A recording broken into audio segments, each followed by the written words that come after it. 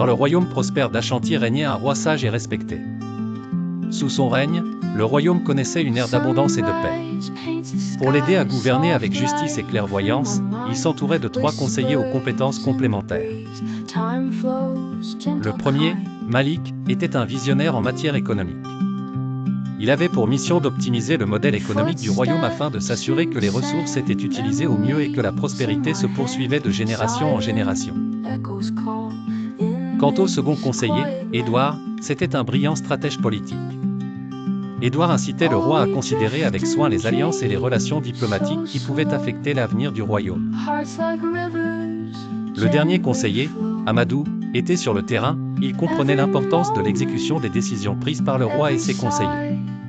Pendant de nombreuses années, le roi écouta avec assiduité chacun de ses conseillers. Cependant, la situation bascula un jour où un problème inattendu survint.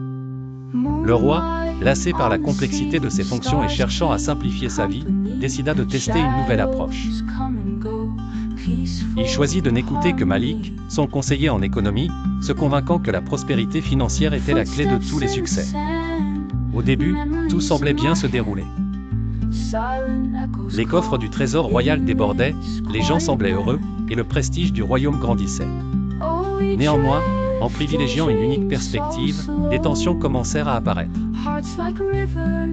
Les alliances politiques négligées par manque de conseils stratégiques s'effritèrent peu à peu, isolant le royaume sur la scène internationale. Pendant ce temps, l'absence de guidance sur l'exécution concrète des projets menaçait l'efficacité des politiques économiques qui restaient lettre morte sans application pratique. Le royaume, autrefois si rayonnant, entra dans une période de déclin. Les citoyens, ressentant les effets de ces carences, commencèrent à se plaindre. Les ressources, mal réparties, provoquèrent des inégalités et des tensions internes. Comprenant son erreur, le roi convoqua à nouveau ses 3 conseillers. C'était trop tard pour réparer toutes les conséquences immédiates, mais pas pour tirer une leçon essentielle. Le roi réalisa, et entendit désormais clairement, que gouverner ne pouvait pas se réduire à une seule dimension de la réalité.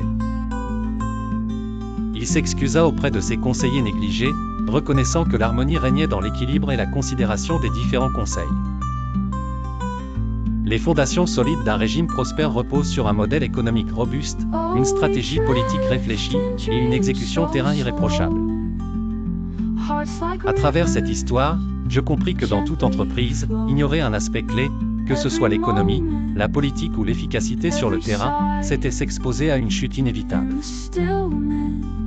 Une leçon précieuse que m'a enseigné le déclin du royaume d'Ashanti, un royaume qui nous rappelle l'importance d'écouter toutes les voix autour de nous pour éviter l'échec en affaires.